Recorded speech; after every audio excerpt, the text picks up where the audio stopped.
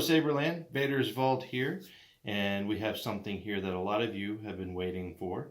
It is our Fulcrum Savers, the Fulcrum Katana and the Fulcrum Shoto, and these sabers have been very special to us and a very painstaking project to take on.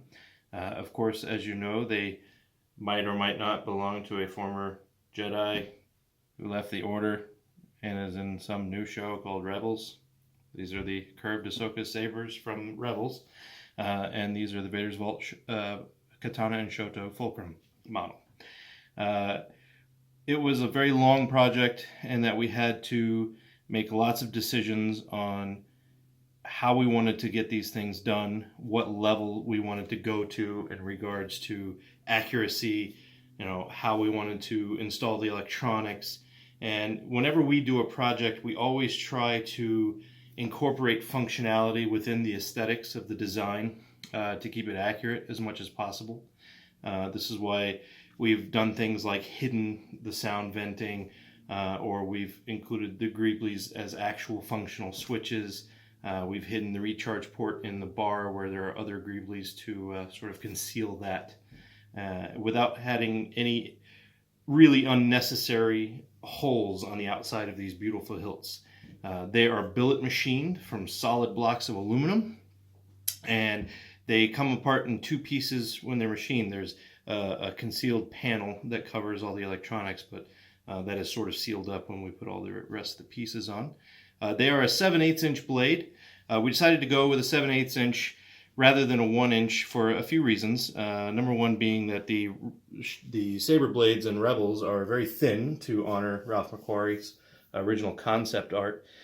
And also, if we were to go with a 1 inch blade, we would have had to sacrifice either the thinness of the sabers or blade depth, or both. And we chose to not do that. With the 7/8 inch blade, we're able to get a fairly respectable blade depth in these sabers, and you're still able to have a nice bright blade without having to worry about it falling out of your saber when you look at it wrong. Because if we had gone with a 1 inch blade, it would have only had the blade depth of this sphere that you see on the two sabers, and that would not have been good at all. So we chose to remain 7/8 to remain faithful to the show and also to remain functionality. We do not recommend them for heavy dueling.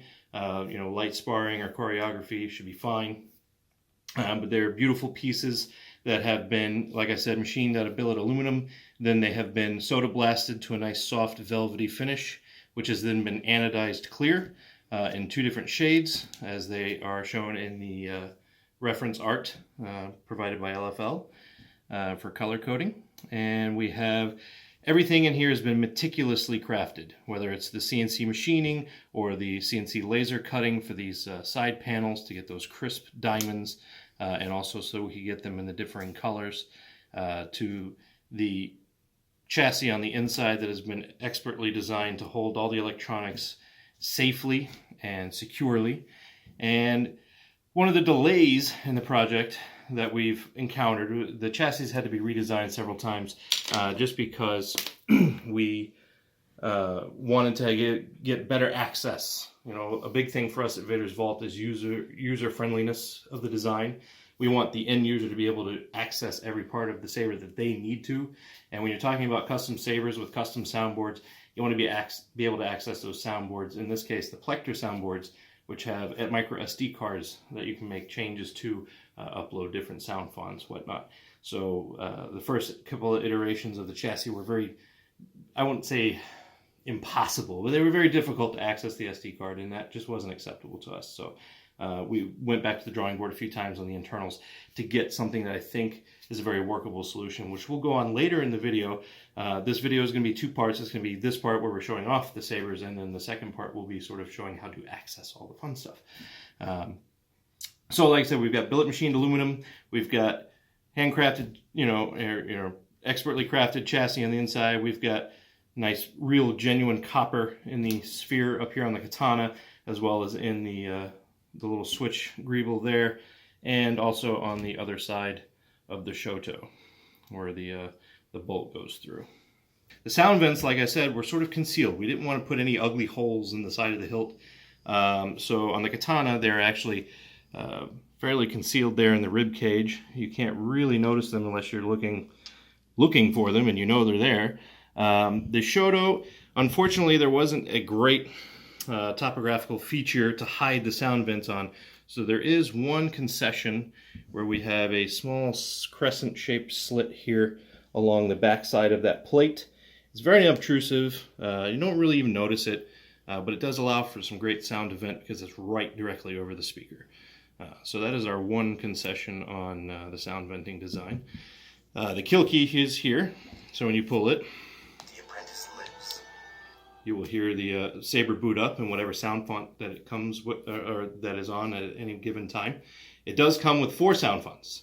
So we've got our standard gray meat, our standard dark meat. Then we've got 2 Ahsoka themed fonts. We've got one from Wan Sith, and then we've got another from Saber Baron. Both great artists, and of course I wouldn't pick between the 2 of them, so we put them both on the Saber for you guys.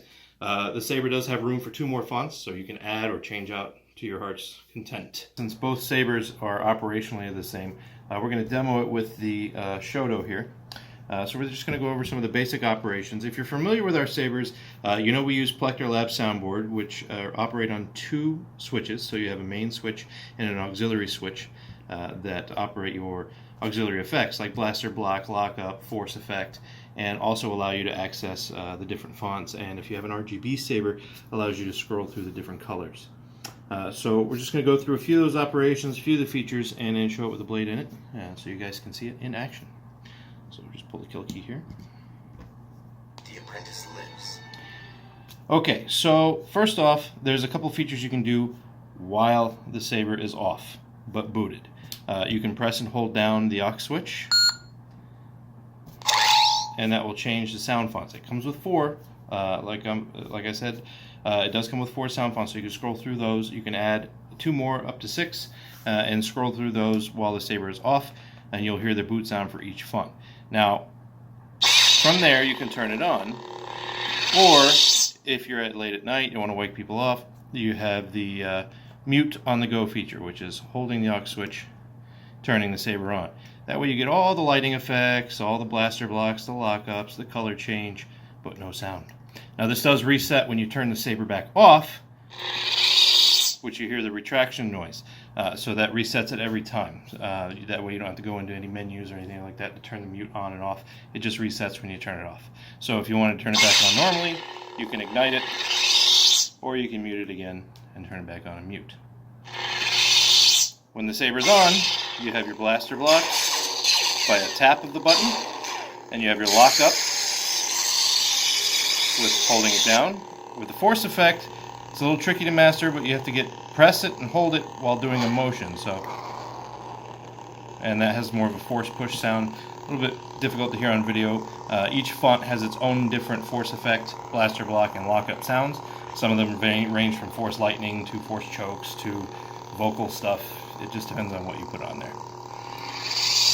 Also, with the Saber on, and this is an RGB hilt, so it does change colors. So with the RGB option, you can scroll through different blade colors by pressing both buttons at the same time, and will allow you to scroll through our 16 different color profiles, all of which are editable and adjustable via the RICE application or by direct SD card formatting if you don't want to use RICE, but you can use the Bluetooth RICE.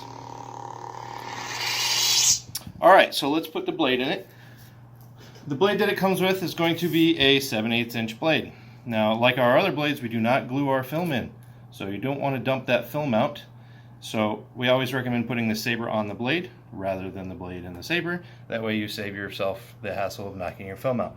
You do want to make sure that your retention screw is backed out enough to not stick out in the blade holder, and then put the Saber on the blade. Now for this video I'm not going to tighten the retention screw, but otherwise you would use your 5/64 wrench to snugly tighten that down.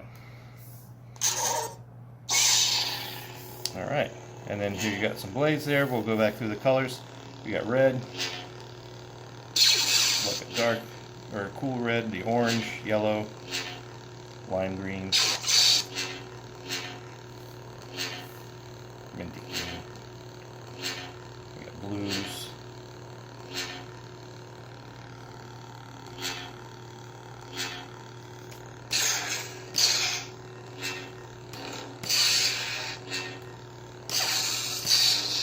and a silvery color. And like I said, all of these colors can be adjusted via the Bluetooth Rice app, either from your Android device or from your PC. Now, your blade will also come with a dust cap. Just remember, when it's not in your saber, put your dust cap back on so that you can keep particles and whatnot out of your blade. That way it keeps it looking the best when it's not in. And when you're done playing with it, of course, the Crystal Shard versions have the deep sleep mode, but always good measure. That way you don't lose it too, but put your kill key back in when you're putting your saber back on display. And stay tuned for the second part of the video where we go into the maintenance and how to get into the SD card. So we hope you guys love these as much as we do. This is a very special run. This was a one-time run. So once this project is done and sold out and shipped, there will not be another one. This is one of those limited projects that we talk about. Just because they were such a painstaking project to undertake. There's so many challenges, and it just doesn't lend itself well to a production line trying to fulfill many orders. And we were unwilling to make concessions that would make it, profitable in some respect, but also, things that we didn't want to cheat on. We didn't want to cheat on, like I said, the blade depth and blade size thing earlier. We didn't want to cheat out on using just bent tubing.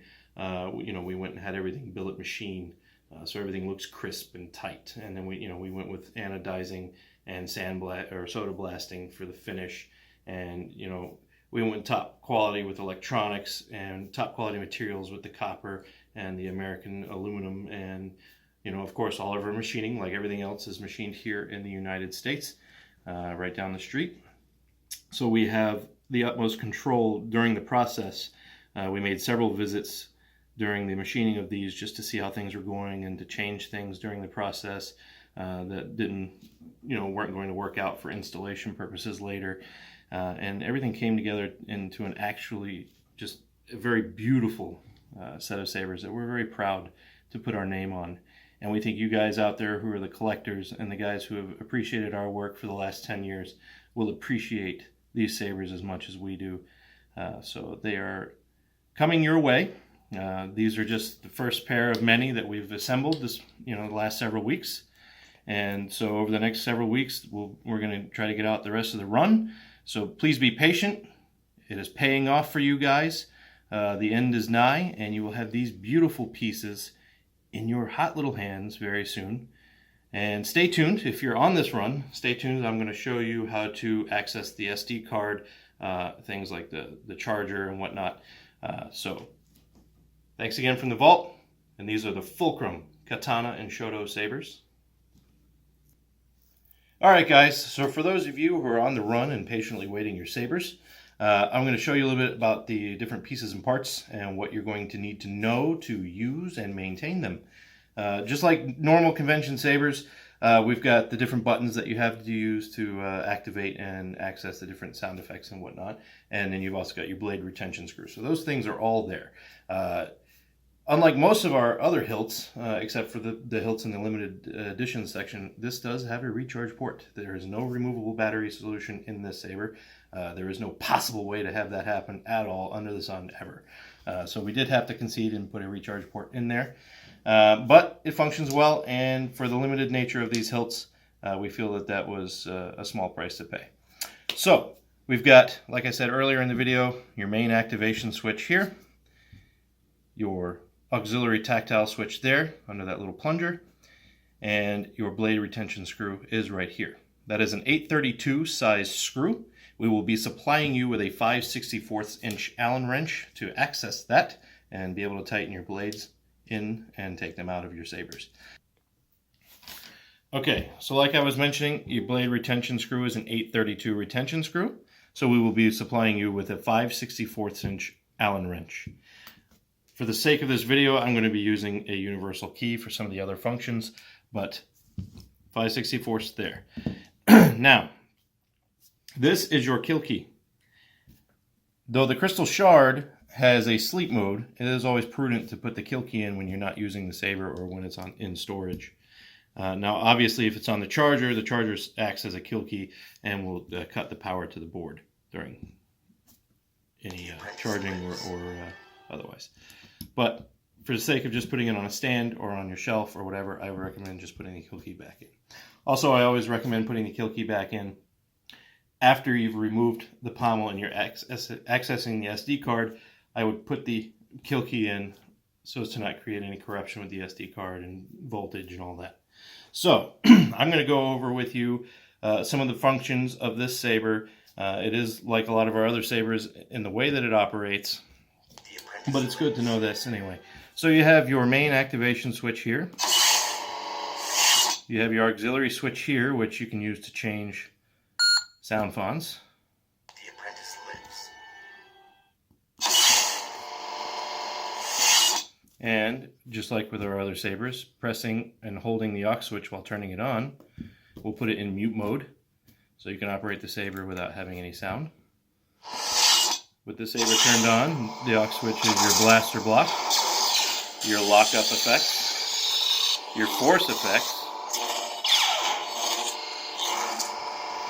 and also in an RGB saber, it is your color change by pressing both buttons at the same time.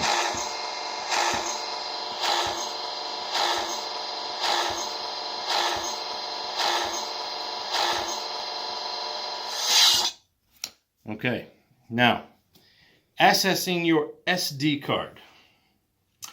This is something that you don't want to really do too often, just because, well, it's sort of a pain. While we did make it easy to access, there is a few steps you got to go through to get to it. So once you get your sound fonts that you want on it in the way that you want them, I suggest doing most of your editing to the behavior of the saber via the Bluetooth option, either on your PC or on your Android device. So when you want to access the SD card, you will use the 332 Allen wrench that we will supply to loosen the bolt that goes through the hilt. Now, this copper bit back here, it is loose in there. We do not fix that in place. So you will need to come out too, because it holds the pommel and keeps it from rattling.